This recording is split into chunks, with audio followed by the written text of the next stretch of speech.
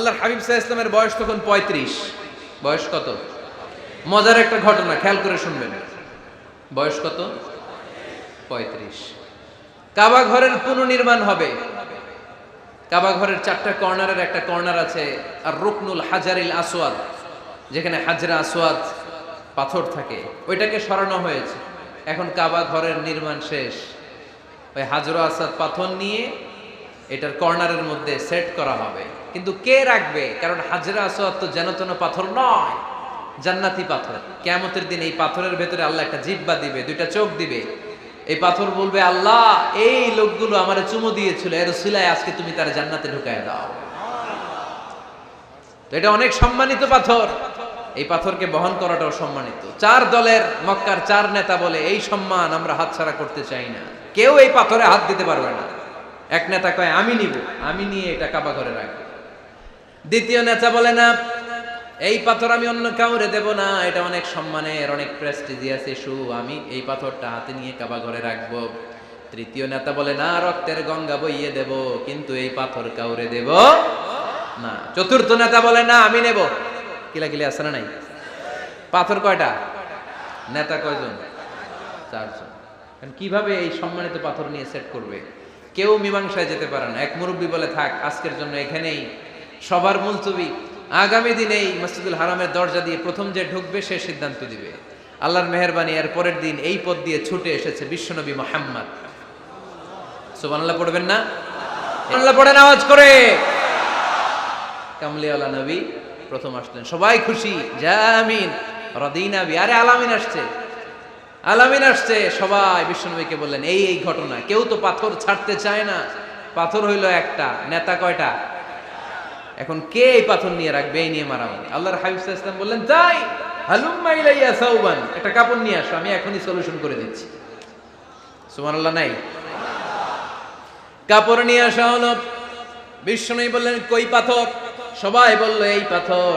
আল্লাহর হাবিব সাল্লাল্লাহু আলাইহি ওয়াসাল্লাম মোবারক হাত দিয়ে পাথরটা তুললেন। ৪ নেতারে বললেন, ও ৪ নেতা, কাপড়ের ৪ কর্নারে তোমরা ধরো। ৪ নেতা কাপড়ের ৪ কর্নারের মধ্যে ধরলো।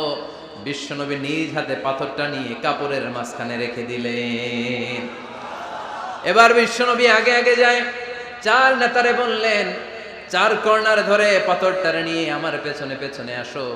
কাবার কাছে যে বিশ্বনবী আবার নিজ হাতে পাথরটা তুললেন, আবার নিজ হাতে কাবার ভেতরে রেখে দিলেন। পড়েন সুবহানাল্লাহ। সম্মান আসলে ৪ নেতার দিকে যায় নাই, সম্মান গিয়েছে বিশ্বনবীর দিকে। এতক্ষণ কাউরে দিবে না, এখন কেউই ধরতে পারে নাই, তারপরেও খুশি। সুবহানাল্লাহ কইবেন না? প্রথমে যে হাজরা আসওয়াদ পাথর ধরছে কে? বিশ্বনবী। কাপড়ে রাখছে কে? বিশ্বনবী। আবার কাপড় থেকে উঠিয়ে হাজরা আসওয়াদের পাথরটারে কাবার ভেতরে ঢুকাইছে কে? সুবহানাল্লাহ কইবেন না? সব সম্মান গেল বিশ্বনবীর হাতে, সব স্টেটাস গেল বিশ্বনবীর হাতে। ৪ নেতা কাপড়ের কিনারা ধইরাই খুশি। এইটাই বলে নেতৃত্বের গুণাবলী। চিল্লায় বলো ঠিক কিনা? কনফ্লিক্ট রিজলভিং অ্যাবিলিটি, বিরোধ নিষ্পত্তি করার কোয়ালিটি থাকা চাই, তবেই তিনি নেতা। কি কারিশমা দেখছেন? What a charismatic leader. এতক্ষণ রক্তের বন্যা বইয়ে দিবে, কাউরে দিবে না পাথর। এখন কেউই ধরতে পারে নাই, কিন্তু স্লোগান দিতেছে জিন্দাবাদ। আসরা নাই? নেতা হইলে এরকম নেতা হইতে হবে। মদিনাতে আউস আর খাজরাজ গোত্রের যুদ্ধ ১২০ বছরে। কয় বছর? কেউ থামাতে পারে না, রক্তক্ষয়ী যুদ্ধ। আল্লাহর হাবিব সাল্লাল্লাহু আলাইহি ওয়াসাল্লাম মক্কা থেকে মদিনায় এসে ৭ দিনের ব্যবধানে ১২০ বছরের যুদ্ধ থামাইয়ে দিলেন। এতদিনে এই গোত্রের লোকের সাথে এই গোত্রের কোনো বিয়ে নাই, এই গোত্রের লোকের সাথে এই গোত্রের কোনো অর্থনৈতিক লেনদেন নাই। বিশ্বনবী যখন আউস খাজরাজের যুদ্ধ থামিয়ে দিলেন, মদিনাতে আনন্দের ধুম পড়ে গেল, নতুন নতুন উৎসবের ধুম পড়ে গেল। সব ভাই ভাই। নেতা হইলে এরকম নেতা হইতে হবে, কোনো মারামারি থাকতে পারবে না সমাজে। চিল্লায় কোন ঠিক কিনা? নেতা আসলেই সমাধান, নেতা আসলেই। সহিহ বুখারীতে একটা কিতাব আছে, কিতাবুস সুলহ, মীমাংসার অধ্যায়। একটা বাব আছে, বাবু কওলিল ইমামি লি আসহাবিহি ইযহাবু বিনা নুসলিহ বাইনাহুম। ইমাম সাহেবের এই কথা যে আমাদেরকে নিয়ে চলো, আমরা মিলাই দেব, এটা আল্লাহ রাসূল সাল্লাল্লাহু আলাইহি ওয়াসাল্লামের একটা বিখ্যাত ডায়ালগ। ডায়ালগটা কি খেয়াল করে শুনেন। যুদ্ধ মারামারি আর ঝগড়া শুনলেই আল্লাহ রাসূল সাল্লাল্লাহু আলাইহি ওয়াসাল্লাম বলতেন ইযহাবু বিনা নুসলিহ বাইনাহুম। আরে আমরা আছি তো, আমগরে নিয়ে যাও না, আমরা মিলাই দিব। সুবহানাল্লাহ পড়েন। মারামারি দেখলে বিশ্বনবী মিলায় দিতেন। আল্লাহর হাবিব সাল্লাল্লাহু আলাইহি ওয়াসাল্লাম বলতেন, আলা উখবিরুকুম বিআফদালি দারাজাতিন মিনাস সালাতি ওয়াস সিয়ামি ওয়ান নুসুক, রোজা, নামাজ, সালাতের চেয়ে বড় একটা সওয়াবের কাজ আছে, ওটা কি আমি তোমাদের বলবো না? সাহাবারা বললেন, সেটা আবার কি? বিশ্বনবী বললেন, ইসলাহু যাতিল বাইন, দুইজন ঝগড়া করতেছে, তুমি ঝগড়া না লাগায় দিয়া মিলাই দিবা, এর চেয়ে ভালো কাজ হয় না। জোরে কোন ঠিক কিনা? সবচেয়ে শ্রেষ্ঠ কাজ। নোয়াখালীতে আগুন লাগলে আপনারা কি দিয়ে নিবা? কি দিদায়? পানি। অনেকে ওই জায়গায় তেল ডালে। জ্বলতেছে কি? আগুন। আগুন নিবানোর জন্য ঢালবেন কি? অনেকে ঢালে কি? তেল। আহা, না, আপনি থামায় দিবেন, মিলাই দিবেন। আপনার জন্য ভালো জিনিস মিলাই দিবে কে? 7 নাম্বার, ফারসাইটেডনেস, দূরদৃষ্টিতা, ভিশনারি অ্যাটিটিউড, ফিউচারিস্টিক। নেতা অনেক দূর দেখতে পায়, তিনি দূরদর্শী। কর্মী যত দূর দেখে, নেতাও যদি তত দূর দেখে, দেশ চলবে? কথা বলেন। কর্মী যদি দেখে 500 মিটার, নেতার দেখতে হবে কয় মিটার? 1000 মিটার। কর্মী যদি দেখতে পায় 1000 মিটার, নেতার দেখতে হবে কয় হাজার মিটার? 2000 মিটার। কারণ নেতা হবে ফিউচারিস্টিক, ভিশনারি, স্বপ্নবাজ, স্বপ্নচারী। নেতাকে স্বপ্ন দেখতে হয়, ওই স্বপ্ন জাতিকে দেখাতে হয়। চিল্লায় বলেন ঠিক কিনা? মানুষ তার স্বপ্নের সমান বড়। আপনি কত বড় আপনার স্বপ্ন শুনলে বোঝা যাবে। স্বপ্ন সেটা না যেটা মানুষ ঘুমিয়ে ঘুমিয়ে দেখে, স্বপ্ন সেটা যেটা অর্জনের আকাঙ্ক্ষা মানুষকে ঘুমাতে দেয় না। আল্লাহর হাবিব সাল্লাল্লাহু আলাইহি ওয়াসাল্লাম স্বপ্ন দেখিয়েছেন সাহাবাদেরকে, বিশ্ববিজয়ের স্বপ্ন, ইসলামকে বিজয়ী শক্তি হিসেবে দেখার স্বপ্ন। চিল্লায় বলেন ঠিক কিনা? আল্লাহর হাবিব বলতেন, ইন্নাল্লাহা জাওয়ালি আল আরদা ফারাআইতু মাশারিকাহা ওয়া মাগারিবাহা। আল্লাহ তাআলা গোটা বিশ্বটাকে ছোট্ট করে আমার সামনে দেখিয়েছে। আমি ফুটবলের সাইজের এই পৃথিবীর প্রাচ্য পাশ্চাত্য, ডানে বায়ে সামনে পেছনে সবটাই দেখেছি।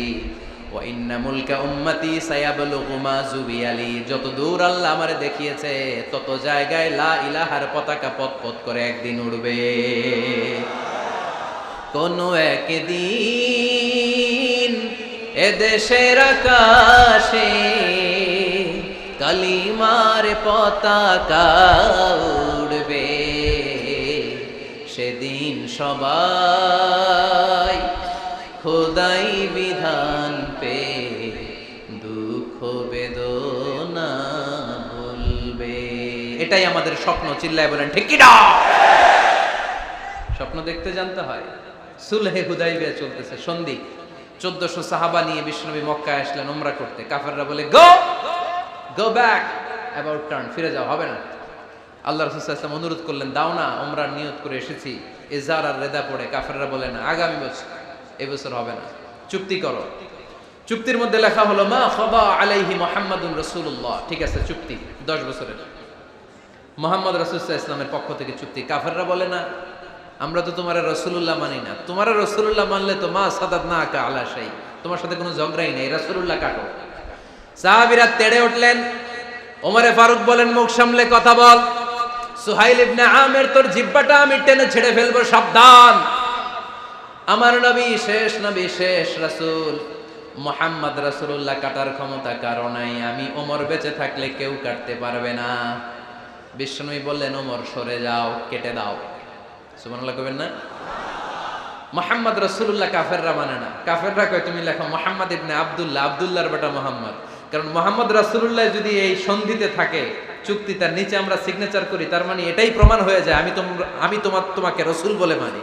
আমরা কাফেররা তোমাকে রাসূল বলে মেনে নিয়েছি। নো, তোমরা রাসূল বইরা মানলে তো খেলা এখানেই শেষ। কাটো, রাসূলুল্লাহ লেখা যাবে না, লিখতে হবে আব্দুল্লাহর বেটা মুহাম্মদ। কোন সাহাবারা রাজি হয় না। কথা শুনতেছেন? সাহাবারা বলে, রক্তক্ষয়ী যুদ্ধ হবে, আমার নবীর নামের পরে রাসূলুল্লাহ লিখতেই হবে। বিশ্বনবী বললেন, কেটে দাও। কারণ সাহাবারা দেখতেছে এতটুকু, বিশ্বনবী দেখে অতটুকু। বিশ্বনবী অন্য প্ল্যানে আগাচ্ছেন।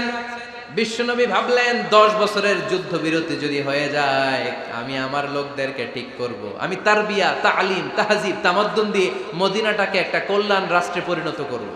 আমি আমার ফোর্সকে সাজাবো, আমি আমার সাহাবাদেরকে প্রশিক্ষিত করব। এই 10 বছরের ব্যবধানে আমি গোটা বিশ্বকে ঝাঁকি মেরে কাঁপিয়ে নেব। কিন্তু সাহাবারা পড়ে আছে রাসূলুল্লাহর মধ্যে। সাহাবারা পড়ে আছে কই? সাহাবারা এর চেয়ে বেশি ভাবতে পারতেছে না। সাহাবারা বলে রাসূলুল্লাহ কাটা যাবে না, বিষ্ণু বলেন কেটে দাও। তার মানে নেতা কর্মী যদি দেখে 500 মিটার, নেতার দেখতে হবে 1000 মিটার। চিল্লায় বলেন ঠিক কি না? নেতার 9 নাম্বার গুণাবলী, a leader should be very strategic. নেতাকে কৌশলী হতে হয়। কৌশল না জানলে উনি নেতা হতে পারে? বলেন। ডিপ্লোম্যাটিক কোয়ালিটি, কূটনীতি যদি না জানা থাকে নেতা হইতে পারবে? আল্লাহর হাবিব সাল্লাল্লাহু আলাইহি ওয়াসাল্লামের মতো বড় কূটনীতিবিদ পৃথিবী দেখেছে? কথা কন না কেন? দেখেন কি ধরনের স্ট্র্যাটেজি আমার নবী ফলো করতেন। আমার নবী যদি যুদ্ধ করতে কোথাও যেতেন, অ্যাটাক করবেন ডান দিকে, অ্যাটাক করবেন কোন দিকে? খায়বার অ্যাটাক করবেন, খায়বার ডানে। বিষ্ণুনবী বের হতেন মদিনার বাম দিক দিয়ে। যাবেন কই? ডানে। আওয়াজ করে বলেন যাবে কই?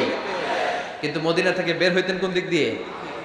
বাম দিক দিয়ে। লোকেশন আর ডাইরেকশন কখনো কারোর সাথে শেয়ার করতেন না। উনি কই যাচ্ছে কেউ বুঝতো না।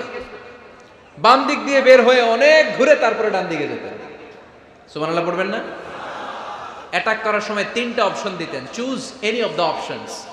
যে বলতেন নাম্বার 1 আসলিম তাসলাম, ইসলাম মানো, ভাই ভাই আমার হৃদয়ে চলে আসো, তোমরাও ভাই আমরাও ভাই, দুনিয়াতেও শান্তি আখিরাতেও শান্তি। এটা যদি ভালো না লাগে, option 2 you pay the tax, we provide you the security. তোমরা ট্যাক্স দিবা, আমরা তোমাদেরকে সিকিউরিটি দিব। ইয়াতুনা আল জিজিয়াতা আন ইয়াদিন ওয়া হুম সাগিরুন, তোমরা জিজিয়া দিবা, আমরা সিকিউরিটি দিব। প্রথম অপশন মুসলমান হইলা না, আমাদের ভাইও হইলা না। দ্বিতীয় অপশন ট্যাক্সও দিবা না, কাফির থাকতে মনে চায় থাকো, খ্রিস্টান থাকো, ইহুদি থাকো, ধর্মান্তরিত হওয়া লাগবে না, খালি ট্যাক্স দিবা, ওইটাও ভালো লাগে না। 3 নাম্বার অপশন হচ্ছে the sword will decide what gonna happen among আস, তলোয়ার ফয়সালা করবে এখন কি হবে। সুবহানাল্লাহ কইবেন না? প্রথমেই যেই কোথাও অ্যাটাক করতেন বিশ্বনবী, সবসময় ডিফেন্সিভ মোডে থাকতেন, আত্মরক্ষার মোডে থাকতেন। আক্রমণ করা হলে মেনে নিতেন, ধৈর্য ধারণ করতেন। ধৈর্যের সীমা যখন ছাড়িয়ে যেত তখন বিশ্বনবী হাত তুলতেন, চিল্লায় বলেন ঠিক কি না? যুদ্ধের ময়দানেও যখন সেনাপতি পাঠাতেন বলতেন খবরদার নারীদের গায়ে হাত তুলো না, বৃদ্ধাদেরকে মেরো না, শিশুদেরকে মেরো না, ওই এলাকার পাদ্রীদের গায়ে হাত তুলো না, ওই এলাকার গবাদি পশুগুলোকে হত্যা করো না, গাছপালাগুলো ধ্বংস করো না। তোমাদের বিরোধী যোদ্ধারাও যদি তলোয়ার রেখে দিয়ে হাত তুলে বলে আল আমান, সিকিউরিটি সিকিউরিটি, আমরা আমান চাই, নিরাপত্তা চাই, তাকেও মেরো না। সুবহানাল্লাহ পড়বেন না? গোটা বিশ্বকে সভ্যতা শিখিয়েছেন। মক্কা বিজয়ের পরে গণধর্ষণ করেন নাই, গ্রামকে গ্রাম তিনি জ্বালিয়ে দেন নাই, হাজার হাজার লক্ষ লক্ষ শত্রুকে এক বাক্য দিয়ে ক্ষমার ঘোষণা দিয়েছেন, চিল্লায় বলেন ঠিক কি না? As a father, as a teacher, as a commander, as a leader, as a lawgiver, as a lawmaker, as a reformer of the society, Muhammad is the superman of the world. আওয়াজ করে পড়তে হবে আল্লাহু আকবার। কূটনীতি কারে বলে? Diplomacy কারে বলে? স্ট্র্যাটেজিক অ্যাটিটিউড কারে বলে? শিখে নেন। বদরের প্রান্তরে বিষ্ণু ঈসা ইসলাম উপস্থিত হলেন।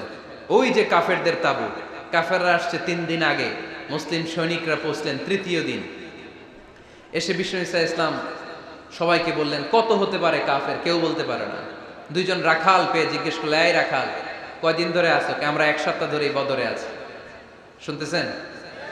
শুনতেছেন? উনি বললেন ওই যে কাফেররা যে আসছে কয়দিন আগে? কয় 3 দিন আগে। 3 দিন আগে। কত হবে সংখ্যা? কলু কাসীর, অনেক। কত হইতে পারে? রাখাল 2টা জানি না। আল্লাহ রাসূল সাল্লাল্লাহু আলাইহি ওয়াসাল্লাম চিন্তায় পড়ে গেলেন, কারণ ওনার যুদ্ধে অ্যাটাকের সিস্টেম ছিল শত্রু সংখ্যা কত এটা আমাকে জেনে নিতে হবে। সুবহানাল্লাহ পড়বেন না? অনেক কৌশল হাতড়িয়ে এবার বিশ্বনবী আবার রাখাল 2টাকে ডেকে পাঠালেন, বললেন কাম ইয়ানহারুনা কুল্লা ইয়াউম, ওরা আসার পর থেকে প্রতিদিন খাওয়ার জন্য কয়টা করে উট জবাই করে? এবার ওরা বলল প্রথম দিনে ইয়াউমান তিসআন, প্রথম দিন খাওয়ার জন্য উট জবাই করেছে 9টা। অফিল ইয়াউমি সানি 10, আর দ্বিতীয় দিনে উট জবাই করেছে 10টা। বিশ্বনবী বললেন তাই ইদান আল কওমু মা বাইনা 900 ওয়াল আলফ, তাহলে কাফেররা 900 থেকে 1000 এর মধ্যে হবে। কত ছিল কাফেরের সংখ্যা? বদরের যুদ্ধে কাফেরের সংখ্যা ছিল কত? 1000। কিভাবে নমুনা দেখে আলামত সংগ্রহ করতেন? ওরা কয়টা উট জবাই করেছে, 2 দিনে প্রথম দিন 9টা, দ্বিতীয় দিন 10টা। বিশ্বনবী হিসাব মিলাই ফেললেন যোগ বিয়োগ দিয়ে, কাফেরের সংখ্যা 900 থেকে 1000-এর মধ্যে হবে। হিসেব করে দেখা গেল 1000 সৈনিক এসেছিল সেই বদরের যুদ্ধে। চিল্লায় বলো আল্লাহু আকবার। স্ট্র্যাটেজি জানতে হয় না, তাকে কৌশল জানতে হয়।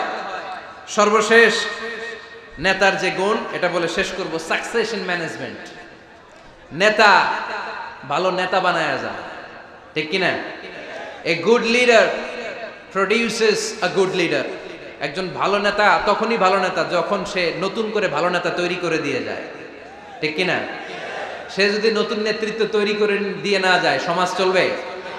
চলবে? এটাকে বলে দি সাকসেশন ম্যানেজমেন্ট। আল্লাহ রাসূল সাল্লাল্লাহু আলাইহি ওয়াসাল্লাম ভালো সাকসেসর রেখে গিয়েছিলেন, এমন কিছু যোগ্য নেতৃত্ব তৈরি করে গিয়েছিলেন, উনার পরে টানা 30 বছর নেতৃত্ব নিয়ে মুসলিম উম্মাহকে 1 সেকেন্ডও ভাবা লাগে না। চিল্লায় বলো মুসলমান, ঠিক কিনা? ভালো নেতা বানায়। নেতা খালি নেতৃত্ব দেয়, উনি কোনো নেতা বানায় নাই। এটা কি নেতা? কথা বলেন। এবার উত্তর দেন। আমার নবী ইন্তেকালের আগেই যোগ্য নেতৃত্ব তৈরি করে রেখে গিয়েছিলেন কি জান নাই? কাকে রেখে গেছেন? আবু বকর। আরহামু উম্মতি বি উম্মতি আবু বকর। এই উম্মতের সবচেয়ে রহমদিল। আর কারে রেখে গিয়েছেন? ওমর। আশাদ্দুহুম ফি আমরিল্লাহি ওমর। আল্লাহর জমিনে আল্লাহর দ্বীন বাস্তবায়নে সবচেয়ে কঠোর ছিল ওমর। ওনার ক্যারেক্টারিস্টিক এমন ছিল, কথার আগে হাত চলতো, জোরে কোন ঠিক কিনা? আল্লাহর হাবিব সাল্লাল্লাহু আলাইহি ওয়াসাল্লাম বলতেন, লা নাবিয়্যা বা'দি ওয়ালা রাসূলা। আমার পরে নবীও নাই, রাসূলও নাই, তবে লাউ কানা বা'দি লাকানা ওমর।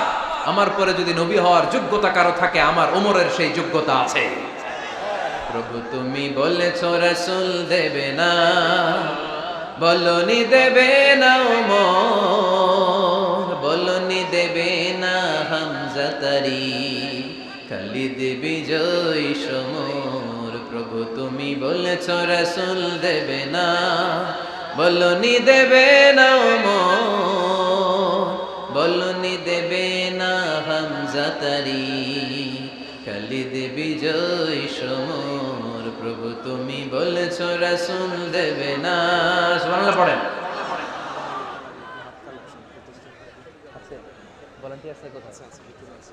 এই উঠতেছেন কেন? হ্যাঁ, উঠলেন কেন? এই 2 ঘন্টা ওয়াজ শোনার পরে শেষ বেলায় আপনারা উঠে যাবেন না? বিশৃঙ্খলা আমি দেখতে চাই না। একটা লোক প্যান্ডেলে আওয়াজও করবে না, উঠতেও পারবে না। আমার নবী নিজেও ছিলেন শ্রেষ্ঠ নেতা, রেখেও গিয়েছেন শ্রেষ্ঠ নেতা। চিল্লায় বলেন ঠিক কিনা? সাইয়েদনা আবু বকর, সাইয়েদনা ওমর ফারুক, উসমান যুন্নুরাইন, আলী রাদিয়াল্লাহু তাআলা আনহু যোগ্য নেতৃত্ব হাতে কলমে প্রশিক্ষিত করে ওনাদেরকে রেখে গিয়েছেন। তাই মুসলিম উম্মার আর নেতৃত্বের সংকটে পড়া লাগে নাই। জোরে কোন ঠিক কিনা? জি। তো এজন্য আমরা চাই আমাদের একটা সেন্ট্রাল লিডারশিপ থাকুক, কেন্দ্রীয় নেতৃত্ব, যেই নেতাদের নেতৃত্বে আমরা সামনের দিকে যাব। যে 10টা পয়েন্টস আমরা শুনলাম, আমাদের সব নেতাদের এই গুণগুলো থাকার দরকার আছে না নাই? এই গুণগুলো আমলে নিয়ে মুসলিম উম্মার এই নেতৃত্বের সংকট যেন আমরা কাটিয়ে তুলতে পারি। আল্লাহ তুমি তৌফিক দান করো, আমরা পড়ি আমিন। এখানে বিশাল একটা প্রতিষ্ঠান আছে। এই বিশাল প্রোগ্রাম থেকে শুরু করে অনেক খরচ ওনাদের হয়েছে। স্বেচ্ছাসেবক ভাইয়েরা তাদের সময় মাত্র 2 মিনিট।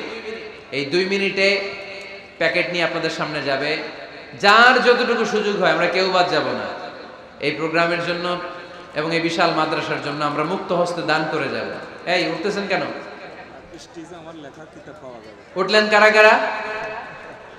এদিকে তাকান, যারা উঠছেন এদিকে তাকান, দেখি তাকান তাকান। আমরা দোয়া ছাড়া কেউ যাব না। যাবেন? ভদ্র, নোয়াখালীর ছেলেরা অনেক ভদ্র। বসেন। সুন্দর সুন্দর ঘোষণা আছে কয়েকটা, সুন্দর সুন্দর ঘোষণা। এতক্ষণ তো প্লে কার্ড দেখাইছো, উই লাভ আজহারি। এখন উঠলে হবে? কতটুকু লাভ করো আজহারিরা দেখবো। বসো, একটা উঠতে পারবো না। আমার ভাই রফিকুল্লাহ আফসারি ভাইয়ের অসাধারণ কিছু বই আছে, অনেকে খুঁজে কোত্থেকে পাবে। আজকে এখানে আছে, যাদের দরকার আপনারা নিয়ে যাবেন। আমি নিজেও ওনার একজন ভক্ত, ওনার লেখার ভক্ত। আমি নিজেও ওনার লেখার পাঠক। অসাধারণ লিখেন। কি যেন একটা দেখলাম, নানা আলেম নানা মতে, আমি যাব কোন পথে? আলেমরা নানান মতে, পাবলিক যাবে কোন পথে? তো সুন্দর সুন্দর বই আছে, এগুলো আপনারা নিয়ে যাবেন। স্টেজে উপস্থিত আছেন নোয়াখালী জেলার এডিশনাল এসপি, কই উনি? আপনি? মাশাআল্লাহ মাশাআল্লাহ, কাজী মোহাম্মদ আব্দুর রহিম ভাই না? আলহামদুলিল্লাহ, আপনাদের এই জেলার এডিশনাল এসপি সাহেব আছেন। আমি ওনাদেরকে ধন্যবাদ জানাই যে এত ব্যস্ত মানুষ আমি জানি, তারপরেও ওনারা এই প্রোগ্রামে উপস্থিত হয়েছেন, অনেক শুকরিয়া জানাই। কোম্পানিগঞ্জ উপজেলার ওসি সাহেব আছেন জনাব আরিফুর রহমান ভাই, সাবেক উপজেলা চেয়ারম্যান মিজানুর রহমান বাদল ভাই, আমার নামে নাম